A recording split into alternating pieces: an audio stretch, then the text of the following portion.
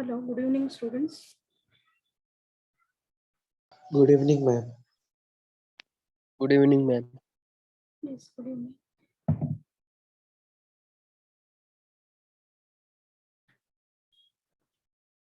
think yet the students are joining.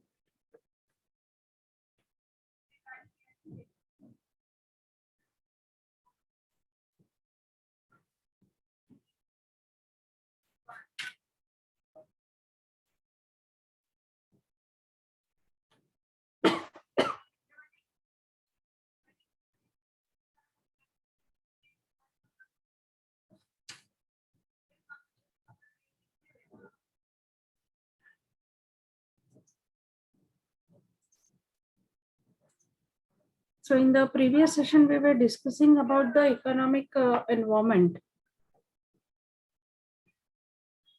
So here, when we consider the economic environment, it includes the micro factors and the macro factors. As we understand, micro is related to the firm or those attributes which are connected to the organization or the firm. They are within the control of the organization. And macro includes a broader perspective. Those who are external to the firm, where the organization or the firm has no control over the factors.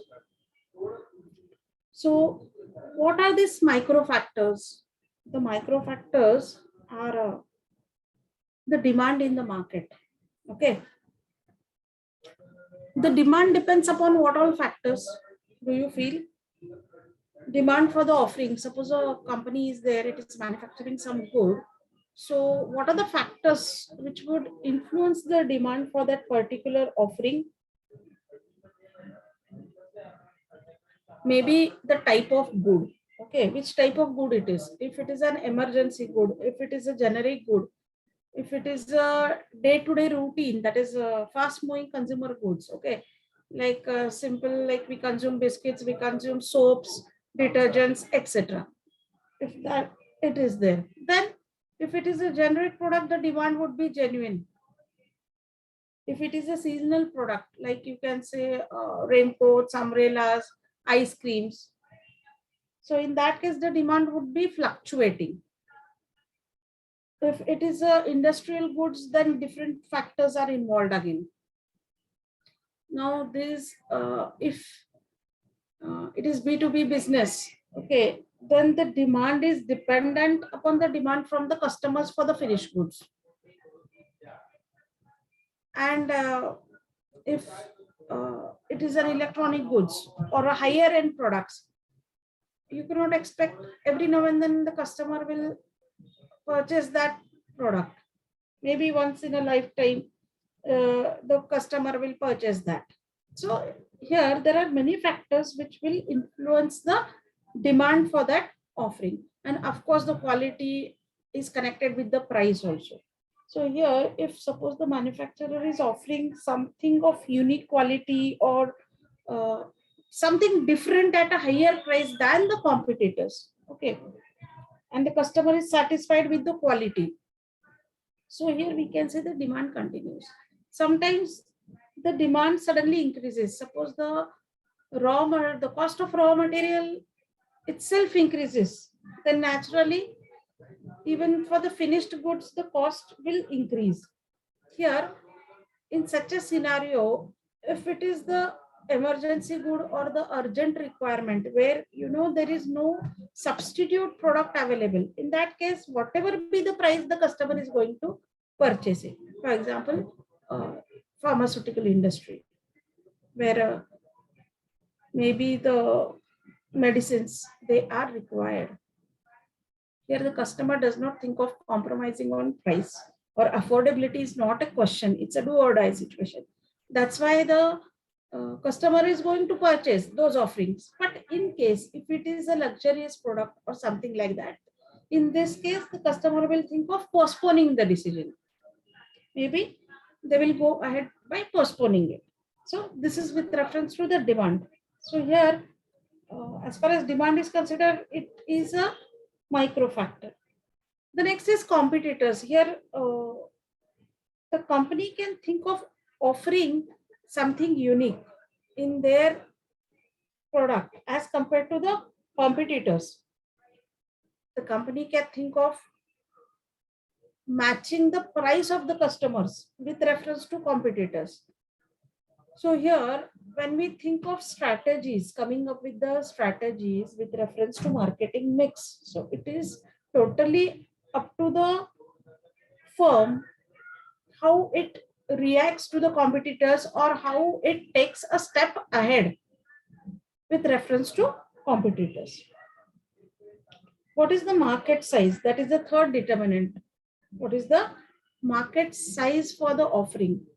Now, it again depends upon the type of the product. Everybody wants to gain the market share and penetrate into the market. But there are some products where the market size itself is very low. You can say some of the products which are very specialized, okay, where you do not have much market.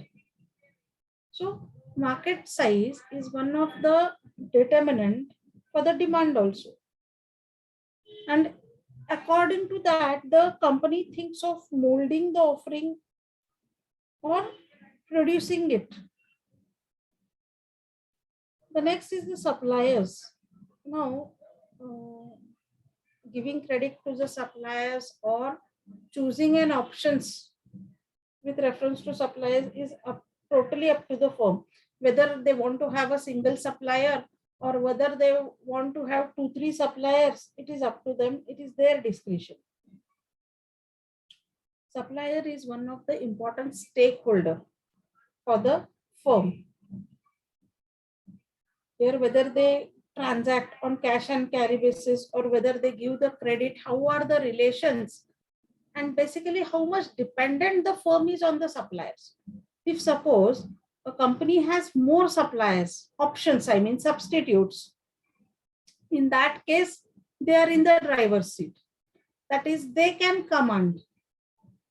They are in a position to determine the terms, or they are at a position where they think of negotiation with the suppliers. And against this, suppose if the suppliers are very less, okay, then the suppliers are in the driving seat.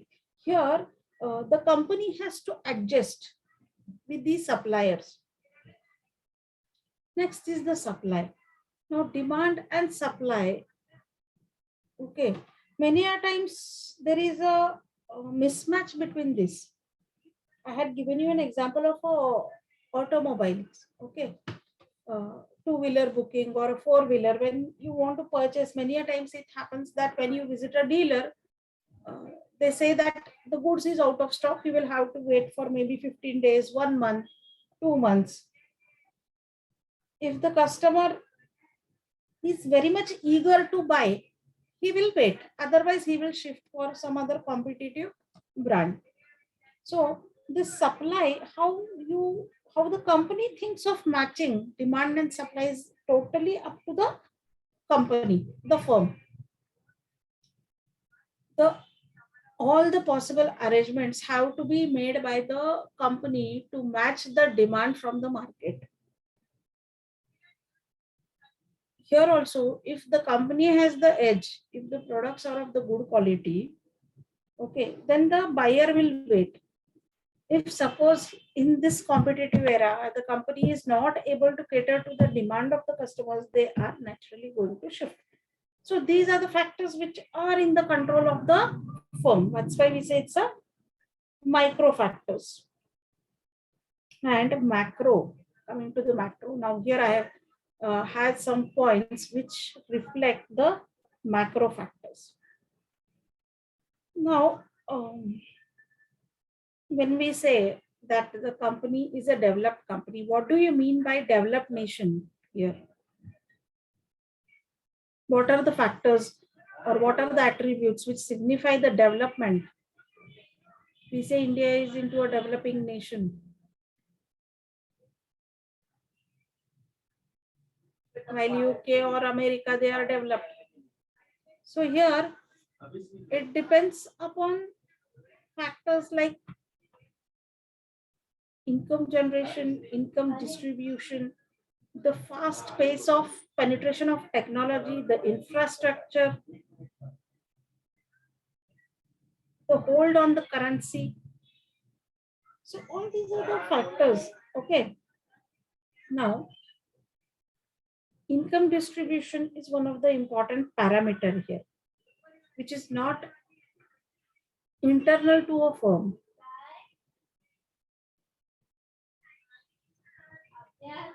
If we see during this last decade, since the services sector has gone up, it has given rise to employment.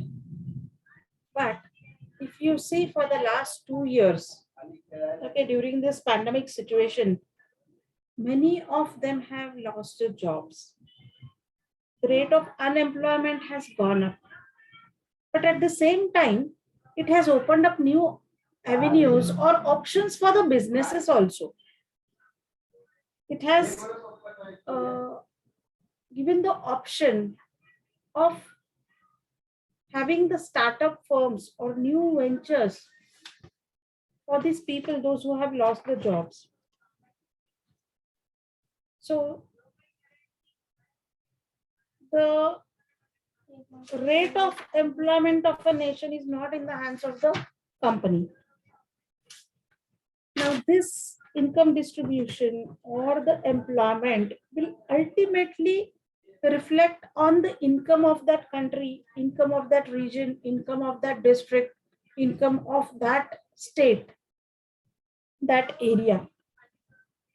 Now, why as a marketer, we should think about this? Because ultimately, income is one of the parameters which is connected to the purchasing power parity of the people. And in that also, if the customers have more of the discretionary income, that is discretionary income, a person earns some income, okay, and then he spends on the essential expenditures. The left out money with him, where he has a choice to decide whether he wants to spend anywhere or whether he wants to invest it. It is known as the discretionary income. Now, more the discretionary income, better are the options available for the customers. When you have more purchasing power parity, it gives options to the customers to spend the way they want, and they have that leverage. Now, it's totally up to the customer whether they want to just spend it or they go for savings or they again purchase some properties.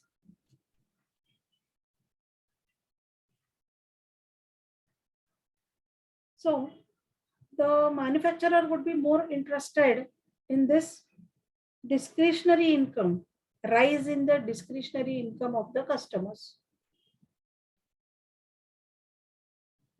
If the people, they have more purchasing priority, they will go for purchases. That is, they will buy the offerings irrespective of the price tags. Okay, irrespective of their needs, they will buy it. The other ideologies, we have more income, which we will not spend, but we will invest. Now again, investment will again have avenues open for the services sector. If you think of banking, the financial companies, okay, they all have opened up the avenues for investments. There are many options available today for the customers to invest their discretionary income. Apart from this, okay, we have the interest rates. Now, RBI guides the norms of the banks. RBI decides about the interest rates. If there are fluctuations in the interest rates, it has a reflection on the investments. If the interest rates are more, people will think of curbing the savings. They won't want to go for it. If the interest rate is more, people will definitely think of investing in the options. So here, the policies governed by maybe central banks or RBI or some other authoritative body will have the reflections on the savings pattern of the people. Similarly, inflation is one of the important factor. That is the value, the rate of the currency value is decreasing. As far as the goods and services is considered, its price goes up. Then we say it's the inflation, and people think of again postponing the purchasing part. They don't want to go for more purchases. This inflation will again fluctuate the currency rate, exchange of currency rates. Savings, I have already spoke that these policies will impact the savings part. Now, simple example you can take of purchasing of gold. Okay, many of the people, they purchase the gold when the prices are down. So here, if you see, whenever the prices are down, maybe immediately you may get the message also from your jewelers or the goldsmith that since the price have dropped, this is the best options for you to have some jewelry, or maybe it's an investment option.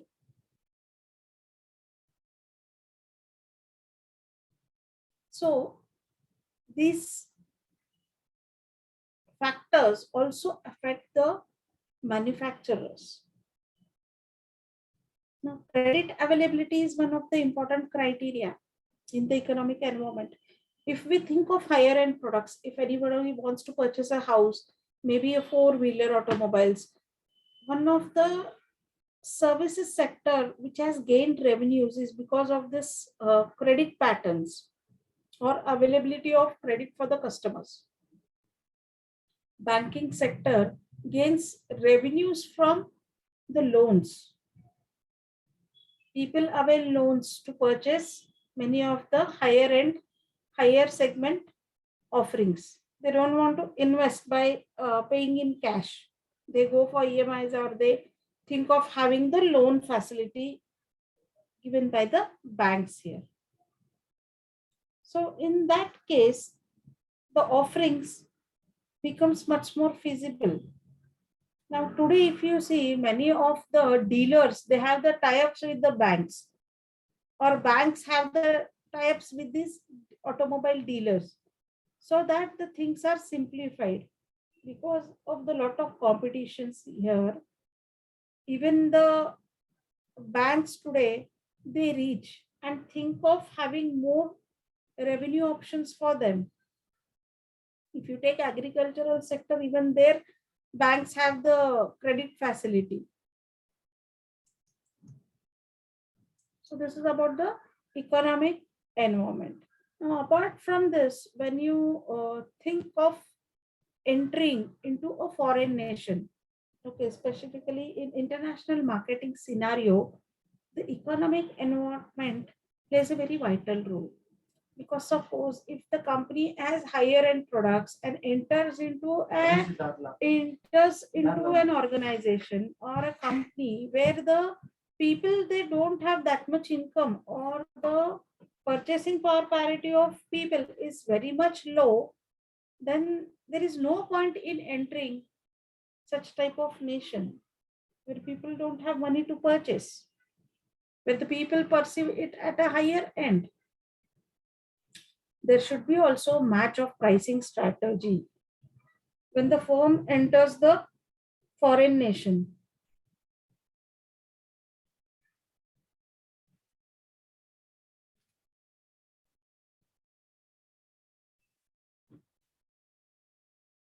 So when initially multinationals entered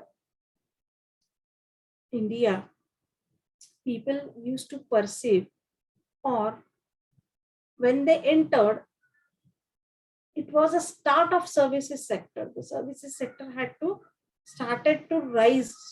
Okay. And people, they perceived these services or these offerings as a premium. It was considered as a premium or a luxury.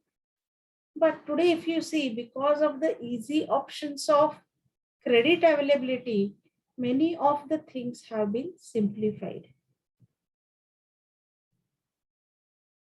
Now they are within the reach of a common man also, many of the higher end offerings, because of the credit availability factor.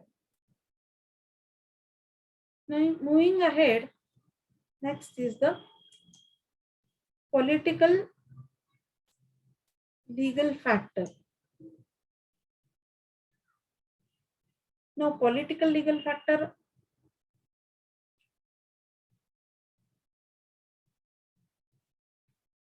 both go hand in hand many a times. If you see,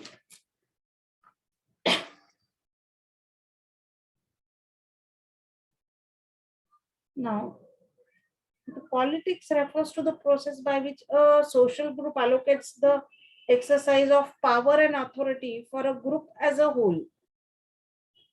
It includes all the laws, the government agencies, the groups that influence or limit organizations and individuals within the society. Now, when you think of a political environment,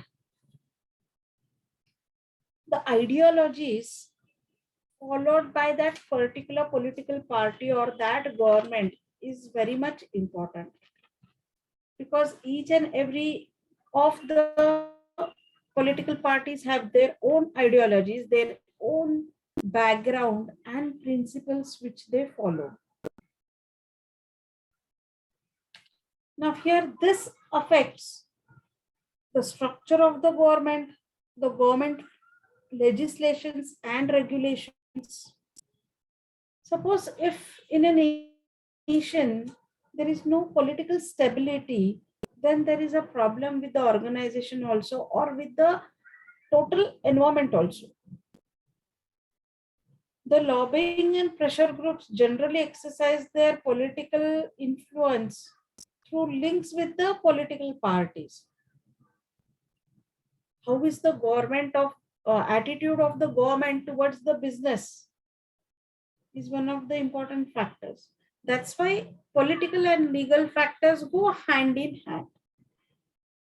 Now, if we take an example of a particular state, okay, where the government has made the helmets mandatory, compulsory, ultimately it's going to boost the manufacturers, those who are manufacturing the helmets, against if there are no stringent norms. If the government has no stringent norms for helmets, then naturally it's people's discretion whether to purchase for the sake of safety. There is no compulsion made.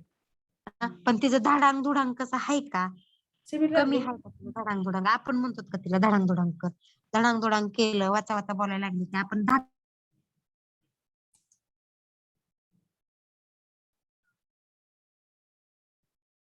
now here the act or legislations passed by the government comes into this legal aspects. The decision taken by various commissions and agencies come under the legal purview. The judgments of the courts, they come under the legal aspect or legalities.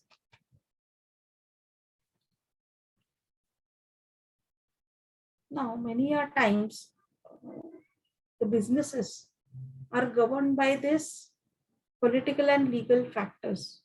If the government allows, you can take the example of the government allowing FDI investments in the particular sector, which opens up avenues for the businesses to set up the manufacturing plants, to penetrate into the market, to manufacture the goods, to assemble the goods, and to market the goods.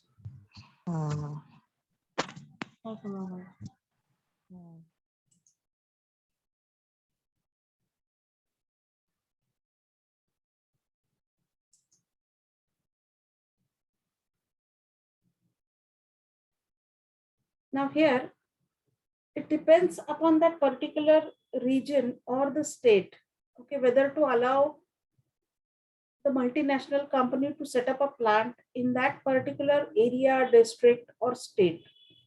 It depends upon the regional authorities also.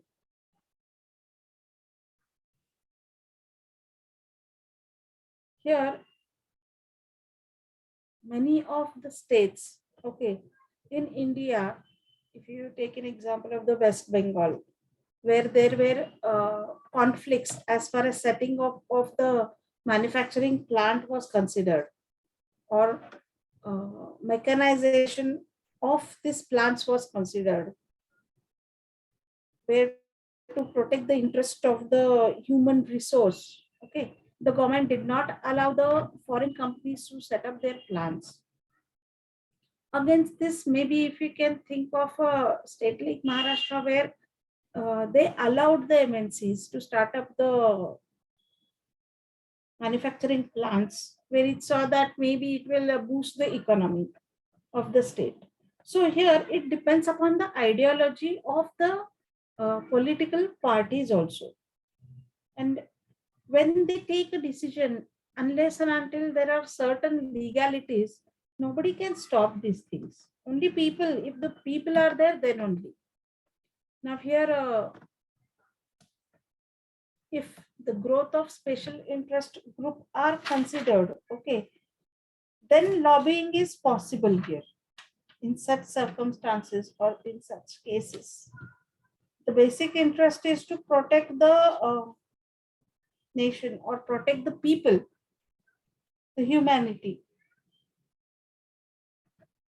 Here the legislation has the three purposes, like to protect the companies from unfair competition, to protect the consumers from unfair business practices, and to protect the interest of the society in general. Now here, even businesses are answerable to the society. They cannot think of having the way they want to do the business. They will have to think about the customers. They will have to think about the society. Now, if you take an example of a GST rule, which the government came up with, okay, so everybody organization has to follow it. The marketing must operate under the rules and regulations of different laws in India. The organization the firm has to adhere to these laws. If you consider an example of a food industry, packaging industry, the labeling is important. The display of the contents, the weight, okay, if it is with reference to packaged food, you need to clarify that whether it's a vegetarian or a non-vegetarian by signifying the green dot or a red dot on it. There are Food and Drug Administration norms which are to be adhered by the marketers. Simply they cannot go blindly and market the offerings, because there are today more stronger the laws, consumer welfare and consumer protection laws, which take care of the consumers' grievances. They take care of the cognizance of the consumers, and hence the businesses or the marketers are more liable towards this society and the customer groups. Because of the environmentalists' allegations and to protect the interest of the society, for the well-being of society, the disposal of offerings, okay, the packaging of goods, even they have to be taken care by the organization. One cannot simply think of packaging the foods. Here they have to think about the disposal of this waste also. They have to think about the balancing the ecology or the safety of the customers. They need to curb the environmental aspects also. They have to take care about this aspect also. So marketers have to have a good working knowledge of laws protecting competition, consumers, and the society. Now here we see today it's a competitive market. In today's era also, it should be a healthy competition. It should not be a war. Maybe through advertising also, you might have seen that one company is throwing weapons on the other company. Here, if the competitor thinks that it's a direct attack on them, then they can think of suing the competitor. If you might have seen the Pepsi and the Coke, they used to have the advertisements, and there were many issues in between these competitors also.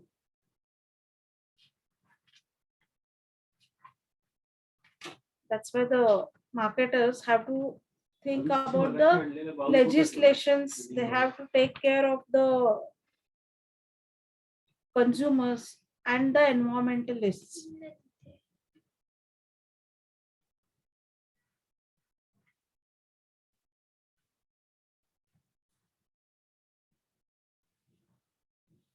That's why today, if you see, because of the grievance part to be taken care of, most of the companies, they have their own customer care departments. They have the toll-free phone numbers for consumers. If you might have seen the banking sector, you might have seen the electronic goods, anywhere. Okay. In case of credit cards, in case of debit cards, any issue, any problem is there, there are people. Just you need to give a call and they are there to hear you and solve your problems. Now everybody wants the market share. They want to take care of the customers. They do not want themselves to get involved in any of the conflicts. It's better they think of solving the issues or problems at their own individual levels. And hence today more weightage is given to service part. The better the service, the better is the satisfaction from the consumer side. And the perception of the customers with reference to the services provided by the companies. Upon this, the perceptions are based. The better the services are given, the better the company is perceived in the minds of the customers.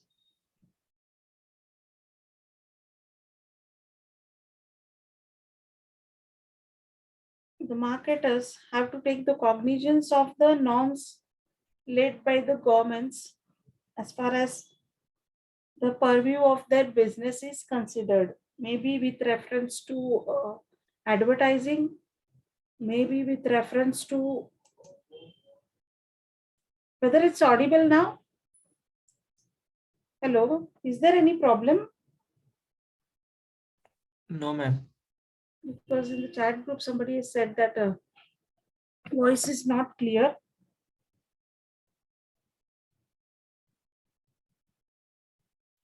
Similarly, as far as the pricing is considered, now here, if you take the offering or Voice break the होतोय madam. hello, hello, whether it's hello madam, audible. तुमचा आवाज clear येत नाही madam. आता येतोय का? Is it clear now? Hello. Audible not clear ma'am.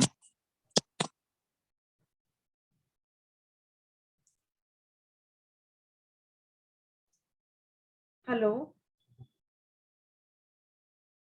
Hello. Now, if you take the product, okay, even there, the companies have R&D, research and development wings. So here also, when the companies think of research, especially for pharmaceutical sectors, there are certain norms to be adhered by the companies. When they are taking into consideration the experimental aspect, treatment for human beings, okay. Here, the company has to take care of these legalities, legal aspects. One cannot think of offering any type of product. If you take the pricing attribute, one cannot think of pricing heavily for a basic component or just to curb in the market. One cannot go against also. It should not be a war of state as far as the pricing is considered.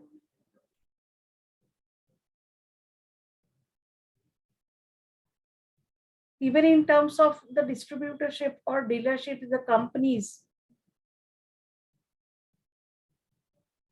they think of distributing the offerings through a proper channel so that there is no scope left out for conflicts between the dealers or the distributors.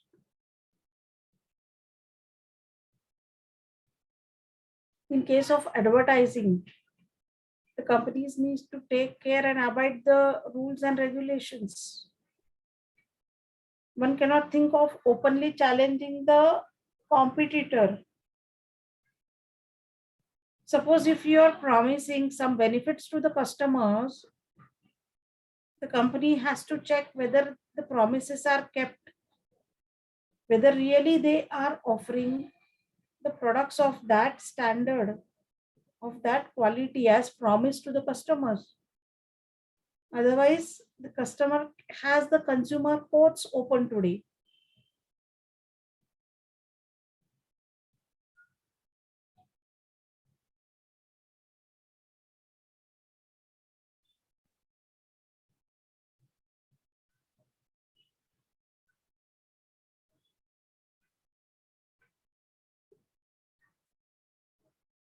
Similarly, when the organization thinks of having the employees, the benefits passing on the benefits to the employees, even there, the legalities come. There are legal aspects to it. This all ultimately reflects on the brand equity of the organization. The perception of the employees, the perception of the society, how the government views, everything is noticed. So here the companies have to take care of these factors while moving ahead. Now coming to the next environment is the socio-cultural environment. Now again, this is very important criteria when you go for the international marketing. Now societal views are shaped by the values, beliefs and norms of a particular class, particular creed, particular society.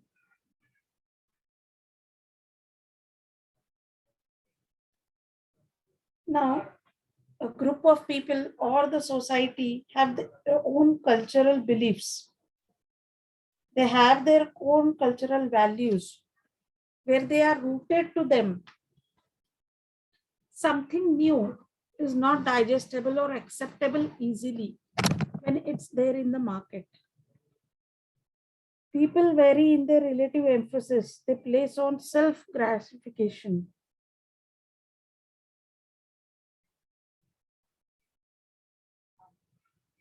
No doubt today, more of the people are opening up from their conservative behaviors and ambitions.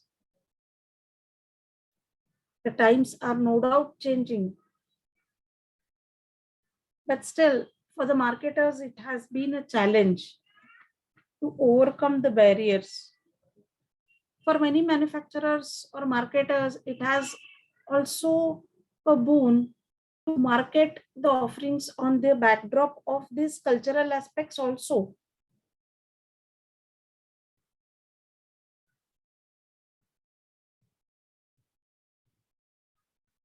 People also vary in their attitude towards their society, towards the nature, towards their strong beliefs.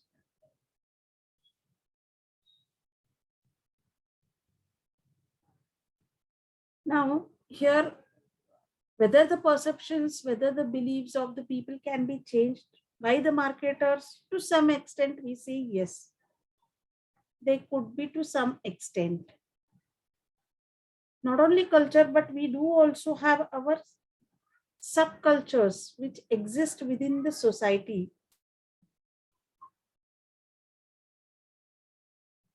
Now, there are very few people who would like to experiment, who would like to challenge the roots of the subcultural part.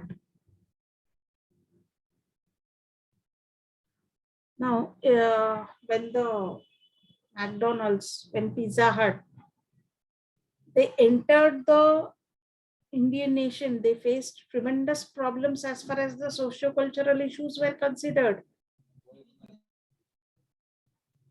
They entered with the experimentation. And initially when they entered, people did not like the menu. It took a long time for these companies to regain the trust and faith of the Indian consumers, Indian customers. They had to change their basic, not only menu, but the fundamental concepts to penetrate into the Indian market.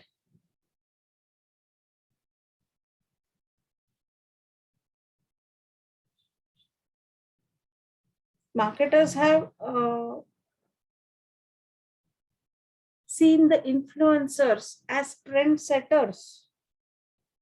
Many of them, they just would like to experiment with the peoples, those people who like to experiment. Okay, and they become the influencers who will influence the other people. And then they can penetrate into a particular culture or a social class.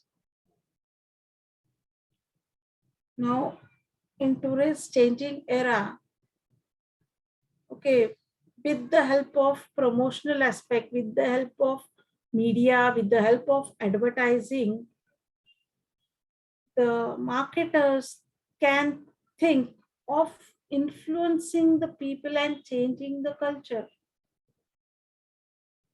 Now, you might have seen the celebrations part. Okay, you might have seen the advertisement of Cadbury Celebrations. Usually, we exchange sweets during Diwali or any festival seasons. The ad was placed. Okay, so kuch meetha ho jaye. Okay, so at the celebrations during Diwali. So here marketers are thinking of changing our concepts, our beliefs, because even chocolates are sweet. So why not? And they are changing the packaging also. If you might have seen, Cadbury's had changed the gift pack, the Raksha Bandhan offers they introduced during this festival, during this festive moment. They think of promoting it by changing the basic fundamental ideologies of the people. Or if you say, think of a cold drinks, Maybe instead of tea, you can have cold drinks and have family get-togethers or friends togethers.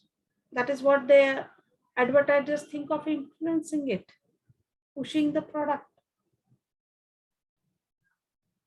Here, if you consider the socio-cultural aspect, there are many companies which through the emotional marketing or through emotional advertising, they think of making a place for the offerings through influencing the cultural parts. Specifically, if you see now here, it's vice versa also. The culture also plays a very vital role in promoting the product, which specifically are demanded during that particular time. If you take an example of all the jewelry businesses, they all are based upon the cultural aspects. Maybe they show the weddings, the gifts during that particular time. Or maybe if you think advertising which are ahead of those celebrations, then they all rely upon the cultural background, cultural basis.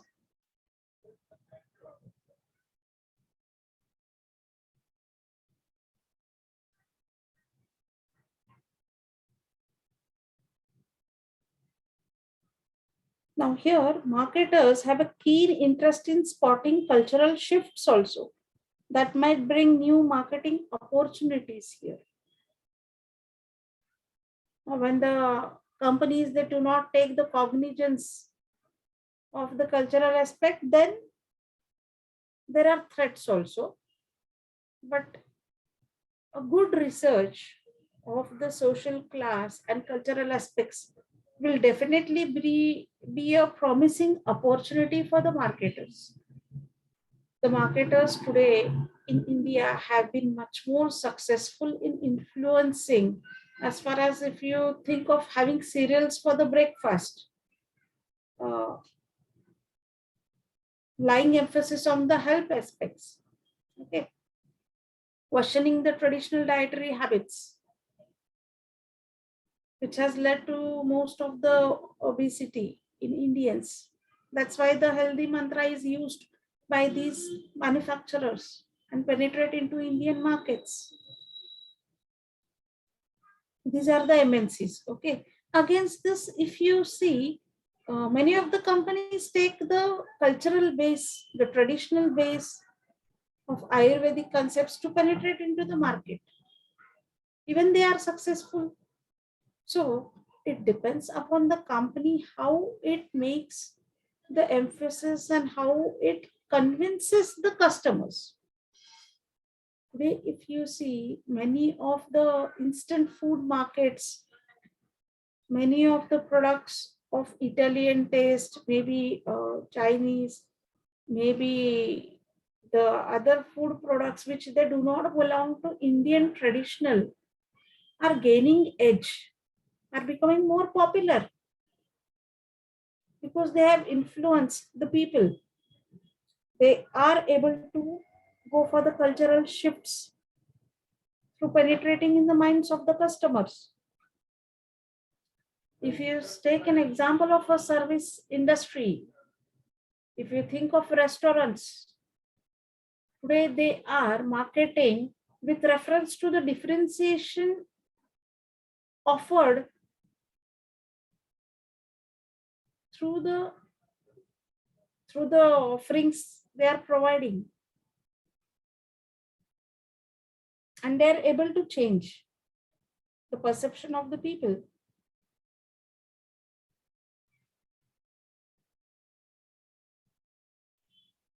Similarly, for the exporters, okay, many of the Indian companies, they export the goods, the offerings to the foreign nations, which are based upon the cultural trends, which are based upon our heritage, to promote it. If you think of tours and travel industry, they emphasize on upon cultural aspects and our heritage. And that's why most of the tourists, they come to India.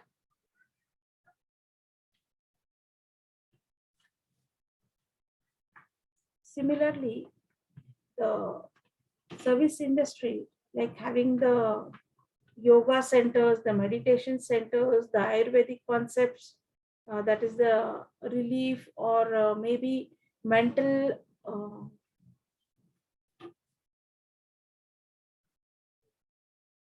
having the mental relief or having the mental satisfaction. All these are the mantras to attract the foreign uh, people for the tours and travels. Okay.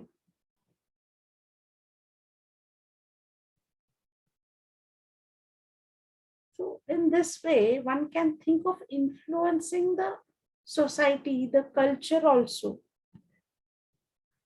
The marketers find just a gap or a option or an opportunity to penetrate into the market with the help of these aspects.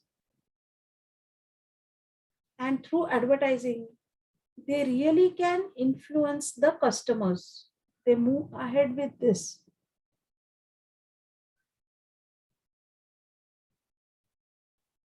Now, can you think of any of the products where the companies think on the socio-cultural backgrounds wherein they have been successful? Hello?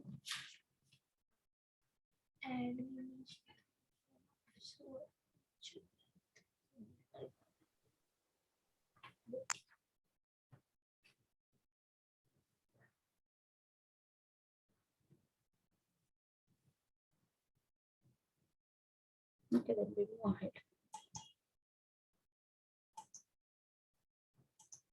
Now, why this environmental factor is of importance, basically? Why it is important? First and foremost thing, it helps you to identify the opportunities for the companies. Now, as rightly I said, that maybe if you are entering into a foreign nation, one can think of tapping the foreign markets, entering the foreign areas. One can think of having innovative product line. Now, for example, if you see today in the market, many of the basic products are converted or refined to cope up with the current generation, the ongoing generation. Maybe as a taste converse or maybe on the basis of health mantra. The companies would like to be successful. Similarly, the environment also helps in identifying the threats. Like I said that maybe the company wants to enter the foreign nation. So before entering the foreign nation, the company has to take the cognizance of these factors like economic environment, the political factors, the socio-cultural specifically factors, that whether the people will welcome the brand, the color, the tagline of advertising, or whether there needs to be some change or the packaging needs to be changed. So here it helps to identify the threats also. This environment, scanning of environmental factors help in making the use of resources to the optimum mark, because unnecessarily a company will not think of wasting their energies or their revenues on non-fruitful zones. Similarly, these environmental factors help the organization to cope with the changes which take place in the surroundings, which directly or indirectly impact the marketing function of the firm. The planning and policy formulation. So with the help of this environment, suppose if the competitor comes up with the new product or new strategy, the company has to redefine its policies. If tomorrow the government comes up with a new rule, the company has to adjust, cope up, or change the policy according to the requirement of the government. Thus, By taking all these factors into consideration, the ultimate aim is to improve the performance of the firm. By taking into consideration the competitive environment, by taking into account the consumer's taste and preference, the economics into account, the political legal factors, definitely it's going to help the firm to improve its performance. Now, today we will stop here. In the next session, we will start with segmentation. Okay, thank you.